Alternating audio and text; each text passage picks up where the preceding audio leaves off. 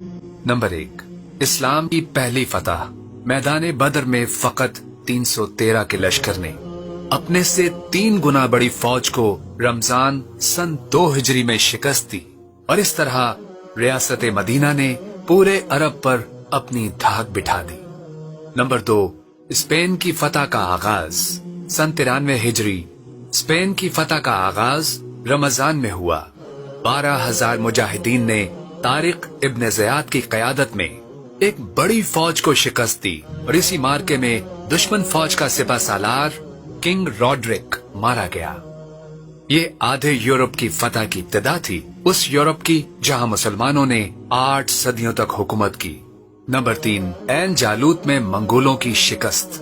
तारीख की बड़ी सल्तनतों में से एक मंगोल एम्पायर थी जो हलाकू खान के जमाने तक आधी दुनिया को तबाह कर चुकी थी।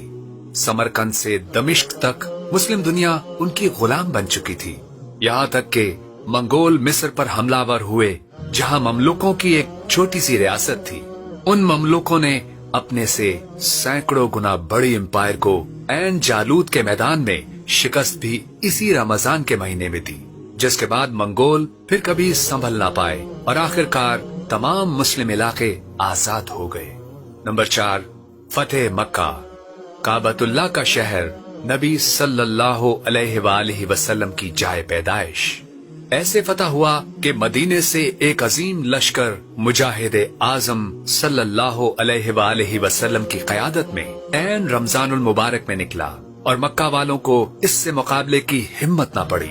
यूं बगैर खून खराबे के ऐसी फतह मिली जिसने इस्लाम के लिए पूरे अरब का दरवाजा खोल दिया। नंबर 5, तख्लीके पाकिस्तान।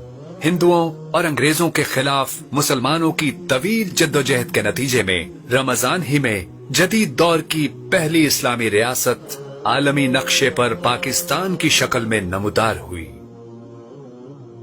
तो रमजानुल मुबारक जबान के चटखारों, लंबी नींदों और रोजा बहलाने का महीना नहीं, बल्कि अपने कंफर्ट जोन से निकलकर इस्लामी निजाम हुकूमत को कायम करने की जिद्दोजहद का महीना है।